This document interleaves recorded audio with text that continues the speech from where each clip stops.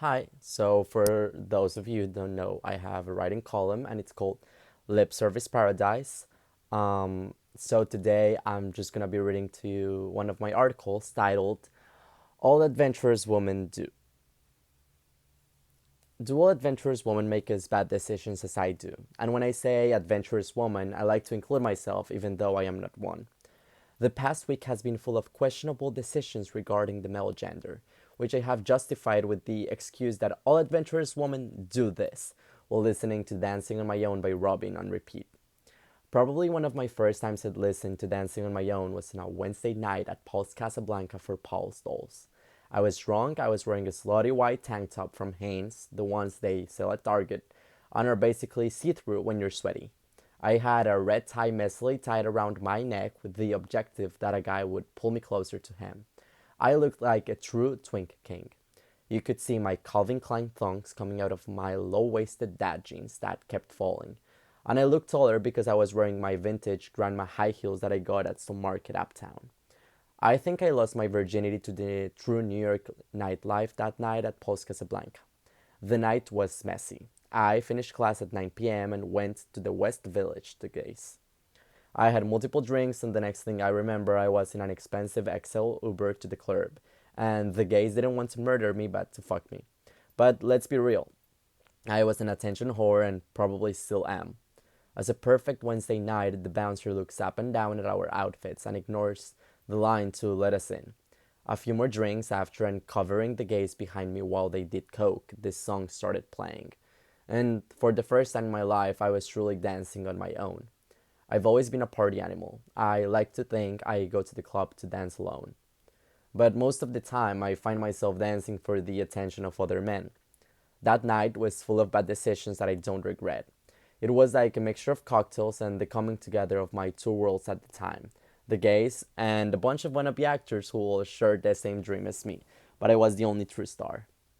That night, I kissed that supposedly bisexual classmate who I'd been daydreaming about ever since he came to acting class wearing a black tank top and I could see his biceps. He was like taking out of a Sam Shepard play, which makes sense because he was cast as the lead guy in Four for Love for scenes that in our acting class, but I loved that.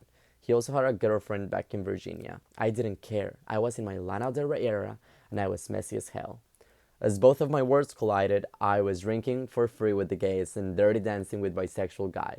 Life was good until I got confronted by my audacious friend who had just done coke with my gays for free, accusing me of stealing his man, aka bisexual man.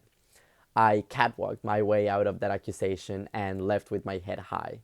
That night I had danced by myself to that song. I had kissed and dirty danced with my bisexual rockstar crush, and I had pissed off the bouncer after he saw me dancing with the guy he had been after for probably 15 years, who was part of the gays. The messiness never stopped. It continued almost every Wednesday through my classical series in the acting conservatory. I left Paul's at 4 a.m. to get home at 5 a.m. to wake up at 6:30 a.m. and be at rehearsal at 7:30. I had totally forgotten about that scene in season 1, episode 3 of Girls, when Hannah Horvath gets diagnosed with HPV and Barney cries over the phone because she thinks it's so unfair that this is happening to Hannah. And the episode ends with Hannah typing in her blog, All Adventurous Women Do, while Dancing on My Own is playing on the back. That's where I remember this song from. I left the East Village and took an Uber to the Upper East Side on Sunday afternoon before the blizzard invading the streets with snow. Once again with my life in a suitcase and a new pair of cowboy boots that Claudia doesn't want anymore. They have cow textured with blue. My new home is Claudia's couch, once again, and it's where I'm finishing writing this. I'm not a rewatcher except for last summer when I was also staying here and I decided to rewatch Sex and the City. But Claudia had never watched Girls, and I felt it was something every New York girlie should watch, or at least that's what would go on my list of started pack to moving to New York and not dying in the process. And that's when I watched that scene again for the first time in like 2 years, and I realized I was more of a Hannah Horvath than I would like to admit, with emphasis on being just as delusional as her, but she was in fact the voice of her generation. I had spent the last week reading articles on how to become that girl and sex addiction. What if I'm a sex addict? What if I'm a love addict? Those were the questions that went through my head as I was on the subway, from all the failed dates I had had this week, which probably would not have happened if I had the money to go to hot yoga. I spent my time on the couch reading How to Be That Girl When You Feel Dead Inside from the Paris Review by Emily Klein.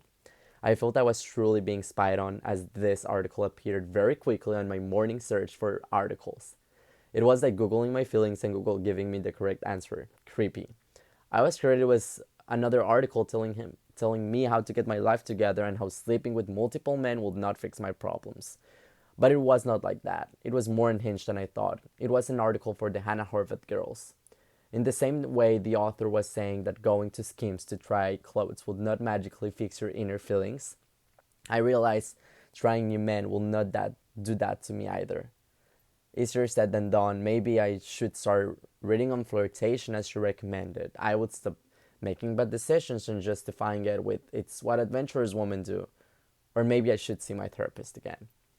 But that is what I've been doing ever since I rewatched that specific scene in Girls as I blast dancing on my own on my headphones. It is in fact becoming an issue. Maybe I was in fact a sex or a love addict. Maybe I was one of those people I read about in Sophie Haney's piece for the New York Times. Is love addictive? Many say yes, and it's changing our idea of romance. That was my self-diagnosis. Maybe I should show up to one of those meetings from Sex and Love Addicts Anonymous. Although I would probably end up finding a crush in the meeting and ruining my entire healing process.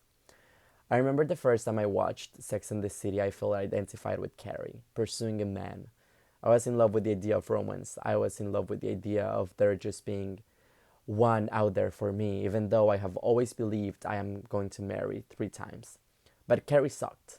The other day, I saw a TikTok saying that Samantha was the true icon in Sex and the City. She balanced her work, Pilates, and the sexual freedom of knowing her worth. Maybe I should start learning from her, and I was doing that, in a way, until this week. My boredom took me to a not so little detour from remembering my worth. From having 2 failed sex dates to giving my number to a guy on Hinge and him saying he doesn't text. I'm not even dating, I'm not even looking for a relationship. It's what I said to myself. And yet, I find myself on Monday past midnight on my way from Sunset Park, Brooklyn on the Q train to the Upper East Side, clearly erasing the line between Hannah Horvath and me. It took me longer to get to Sunset Park than to decide I didn't want to do anything with that guy and leave.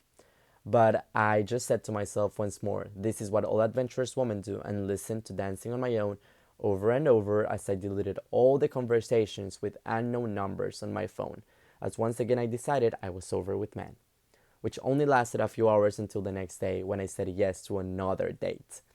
I promised myself I would have a successful Tuesday night. I was going to have 2 martinis and great sex. Once more, I was wrong. I never even made it inside the Bowery Hotel, which was where the date was.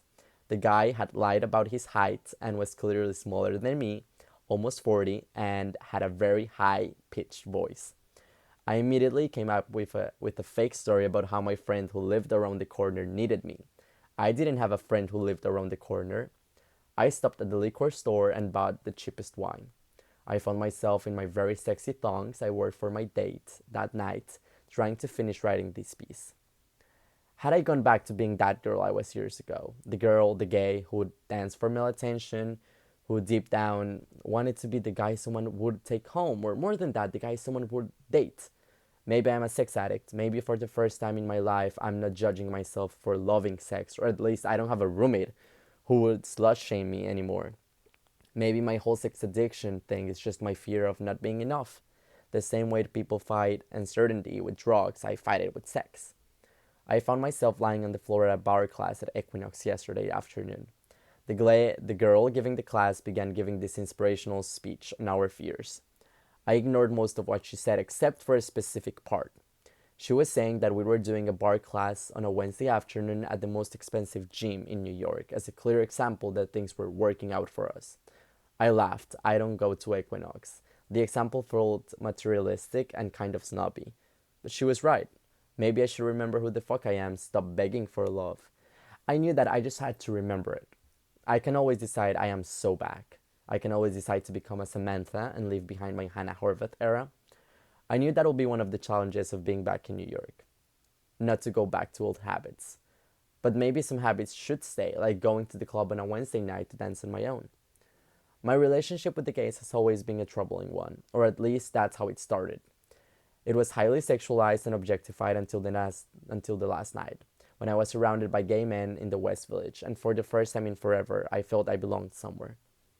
People always talk about how romantic love is not everything and how your friends can also be the love of your life. At least that's what I got from Dolly Alderton's book, Everything I Know About Love. But I had never truly believed that until the past few days. The ending of the book just seemed unreal. It felt like she gave up in love, and yet I find myself feeling that way now. Except I'm not willing to sacrifice sex. And there I was, with the gays, wearing my new cowboy boots, tipsy, talking about the neighborhoods will never go for a hookup without feeling any shame, laughing. My night ended at Post Casablanca, but things were different this time. It's like I had upgraded levels and I was no longer the guy they just wanted to fuck, but I was actually their friend. This was probably the case before, but I hadn't truly realized it until yesterday. And just like in Sex and the City, four girls, aka gay men, were eating pizza after the club in the West Village, and I was one of them. If I learned something from this week is that my shorter work with men needs to be over, and I am not ready at all for my first marriage out of the three. I am also not ready to stop drunk texting men. That's why I deleted all those unsaved phone numbers. It really takes a lot of bad decisions to feel alive in New York. For now, I'll keep dancing on my own. I want to make smarter bad decisions, go back to wearing thongs instead of Hanes because I really need to go back to being a Samantha and not a Hannah, and believe that things will work out because isn't that what all adventurous women do? I might not be the typical that girl, but I am definitely a more fun version of it. As I've said, I can always decide that I'm back, and I am decided that right now.